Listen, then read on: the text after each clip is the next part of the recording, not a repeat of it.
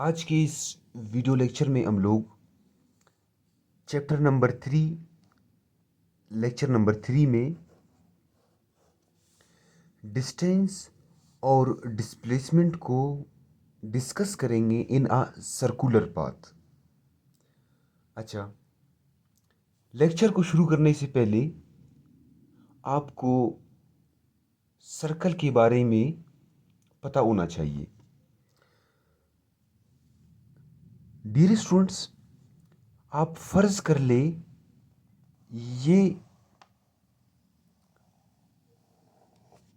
ये हमारे पास एक सर्कल है। ठीक है, मैं इधर लिख लेता हूँ। ये हमारे पास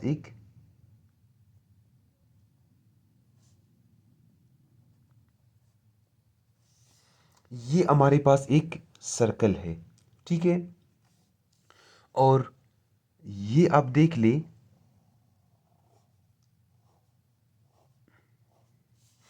ये हमारे पास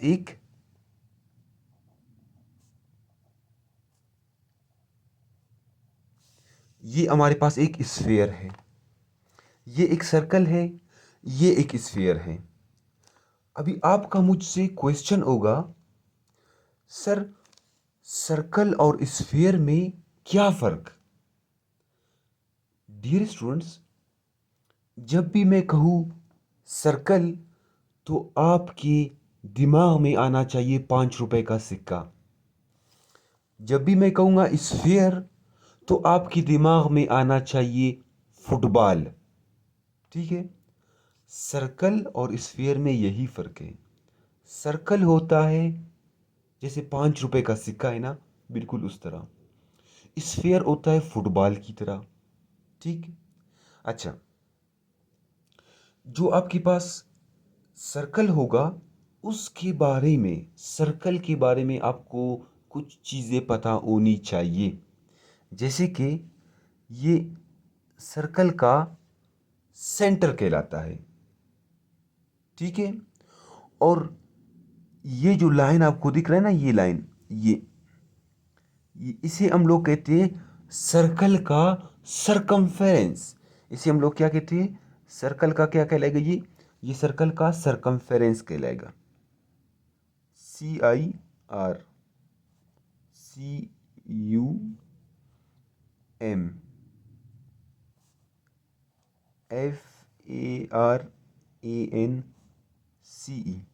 ये कहलाएगा सर्कल का सरकमफेरेंस। ठीक है, ये कहलाएगा सर्कल का सेंटर। यहां तक समझ गए? अच्छा, अभी समझने की कोशिश करें। एक ऐसा लाइन जो सर्कल का सेंटर से पास होकर सर्कल को दो इक्वल पार्ट्स में डिवाइड कर ले, उस लाइन को हम लोग कहते हैं सर्कल का डायामीटर।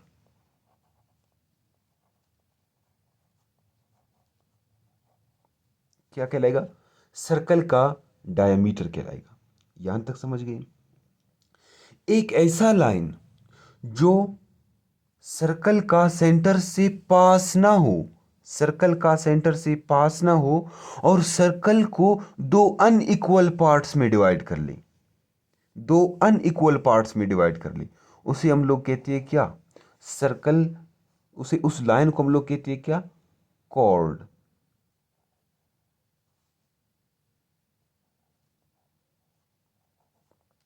कॉर्ड कहते हैं। ठीक है। अच्छा, एक ऐसा लाइन जो सर्कल का सरकमफेरेंस को टच करके गुजरे, उस लाइन को हम लोग क्या कहते हैं? टेंजेंट कहते हैं। यहां तक समझ गए डियर स्टूडेंट्स? यहां तक कोई मुश्किल तो नहीं है। सर्कल के बारे में 2-4 बातें आपको पता होनी चाहिए। ठीक है। अच्छा, मजीद समझने की कोशिश करते हैं।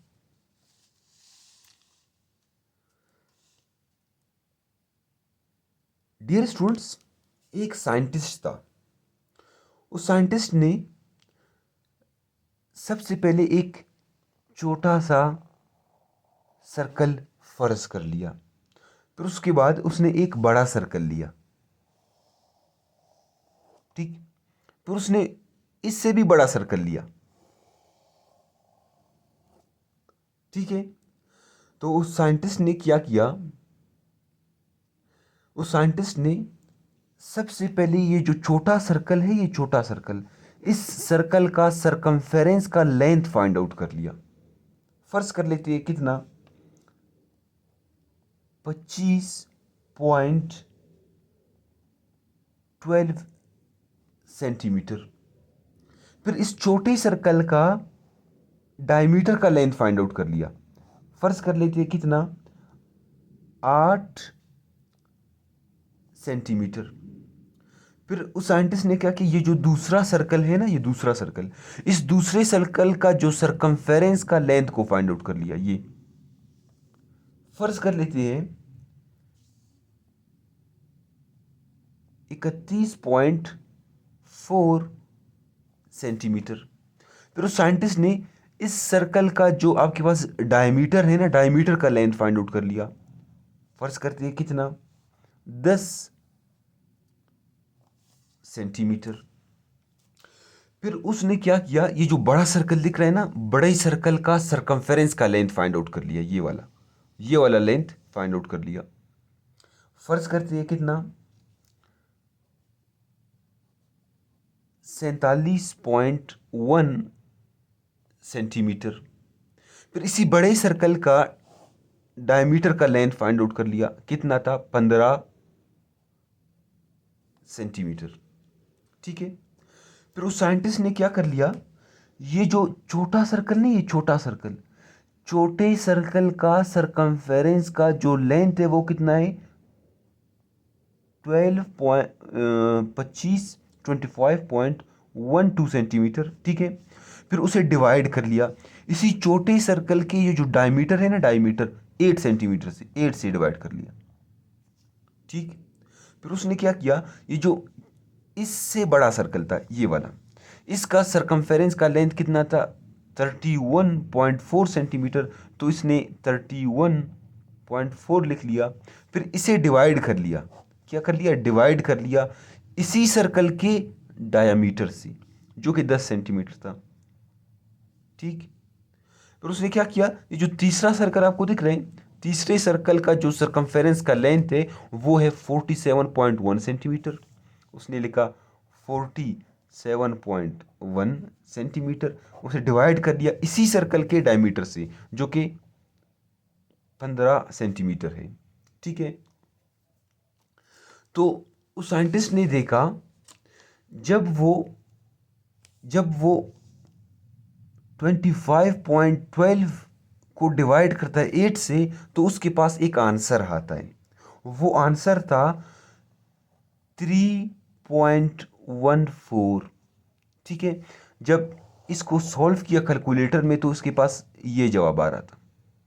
फिर इसने इस सर्कल का सरकमफेरेंस का लेंथ, जो कि 31.4 सेंटीमीटर था, और इसी का डायमीटर 10 सेंटीमीटर था, इसे डिवाइड करने के बाद उसके पास जो आंसर था वो आ रहा था 3.14। सेम आंसर जो कि इसका था, वही आंसर इसका था। फिर उसने तीसरे सर्कल का जो सरकमफेरेंस का लेंथ है वो है 47.1 सेंटीमीटर। इसे डिवाइड कर लिया 15 सेंटीमीटर, जो कि डायमीटर था। फिर उसके पास दोबारा यही आंसर आ रहा था। समझ गए? तो ये जो 3.14 ये वैल्यू सेम आ रहा था, चाहे सर्कल छोटा था, चाहे बड़ा था, चाहे बहुत बड़ा था, ये वैल्यू सेम आ रहा था 3.14। ये वैल्यू कांस्टेंट था। मतलब ये जो circumference divided by diameter, circumference divided by diameter, circumference divided by diameter का हमेशा एक कांस्टेंट वैल्यू, सेम वैल्यू आ रहा था, जो कि था 3.14। ठीक है, उसने क्या कहा, उसने कहा ये वैल्यू नहीं है 3.14, ये सर्कल का साइज के ऊपर डिपेंड नहीं करता। सर्कल चाहे छोटा हो, सर्कल चाहे बड़ा हो, ये सर्कल चाहे सबसे बड़ा हो, जब आप उसका सरकमफेरेंस को डिवाइड करेंगे डायमीटर से, सरकमफेरेंस को डिवाइड करेंगे डायमीटर से, सरकमफेरेंस को डिवाइड करेंगे डायमीटर से, सरकमफेरेंस को डिवाइड करेंगे डायमीटर से, तो आपके पास हमेशा एक ही वैल्यू आएगा जो कि है 3.14। ठीक है, इस वैल्यू को, ये वैल्यू सेम आ रहा था, इसमें चेंज जीरो था, ये कांस्टेंट था। इस वैल्यू को उसने नाम दिया पाई का। उसने कहा कि इसको हम लोग क्या कहते हैं, पाई कहते हैं, पाई का नाम दिया। अगर कोई आपसे पूछ ले व्हाट इज पाई, तो आपने क्या कहना है? आपने कहना है कि, मैं इधर लिख लेता हूं, आपने आपने उसे कहना है कि पाई क्या है? Pi is, pi is the, pi is the ratio between, pi is the ratio between CIRCUMFARANC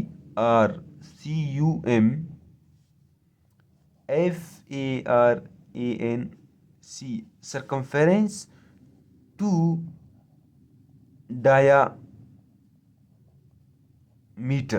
मतलब जब आप क्या करेंगे, सर्कल का सरकमफेरेंस को डिवाइड करेंगे, रेशियो मतलब डिवाइड करेंगे डायमीटर से, जो कि 10 सेंटीमीटर है।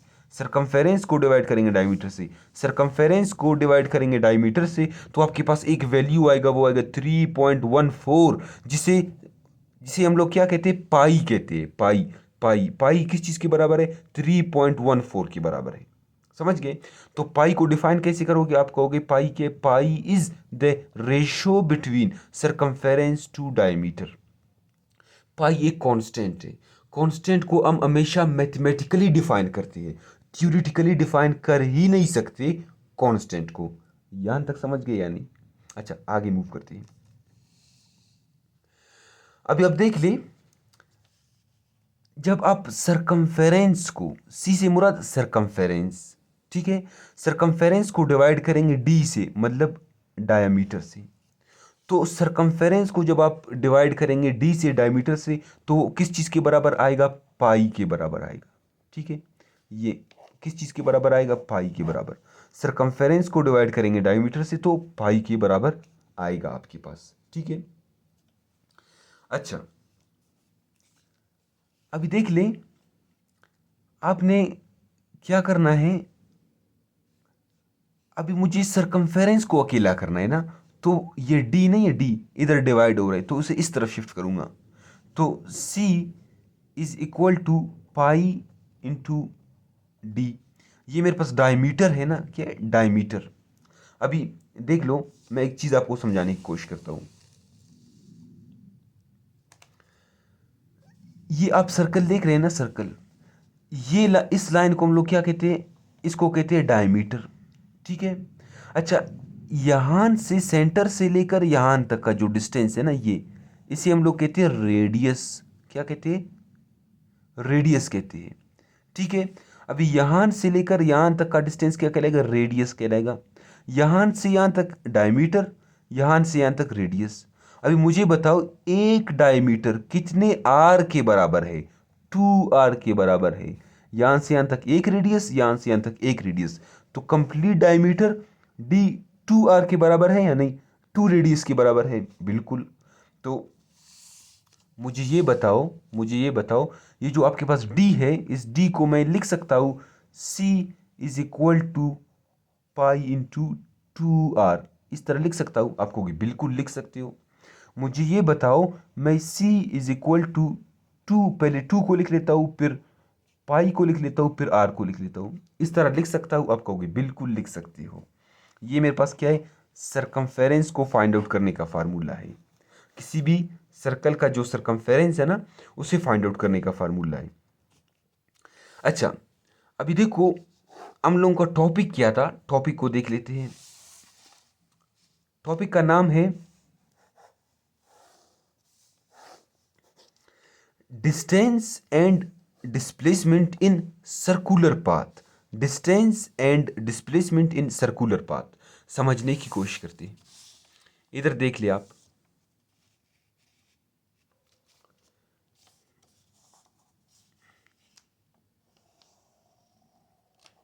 ये हमारे पास एक सर्कल है। ठीक है, ये हमारे पास एक सर्कल है। इस सर्कल में इस पॉइंट को मैं ए पॉइंट का नाम दे देता हूँ। ये मेरे पास एक ऑब्जेक्ट ए पॉइंट के ऊपर मौजूद है। ठीक है, ये ऑब्जेक्ट यहाँ से मूव करेगा इस तरह इस तरह इस तरह इस तरह इस तरह इस तरह इस तरह इस तरह, वापस ए पॉइंट पे आकर रुक जाएगा। ठीक है, एक कंप्लीट राउंड ट्रिप मुकम्मल करने के बाद, एक कंप्लीट राउंड ट्रिप मुकम्मल करने के बाद अगर कोई आपसे पूछ ले डिस्टेंस बताए, तो आप क्या कहेंगे? डिस्टेंस, डिस्टेंस आप कहोगे 2πr। आपका डिस्टेंस क्या होगा? 2πr होगा। अगर कोई आपसे डिस्प्लेसमेंट पूछ ले, तो यहां से स्टार्ट किया था, वापस यही पॉइंट ए पॉइंट पे आकर रुक गया था, तो आपका डिस्प्लेसमेंट क्या होगा? 0 होगा। समझ गए या नहीं? समझ गए ना? तो distance and displacement in a circular path. तो इन अ सर्कुलर पाथ डिस्टेंस किस चीज के बराबर है? 2πr के बराबर है। आर आपके पास क्या है? रेडियस है। ये आपके पास क्या है? रेडियस है। और डिस्प्लेसमेंट आपका क्या है? 0 है। वेट करें नेक्स्ट वीडियो का। नेक्स्ट वीडियो में हम लोग डिस्कस करेंगे distance and displacement in a semi circular path. Thank you very much.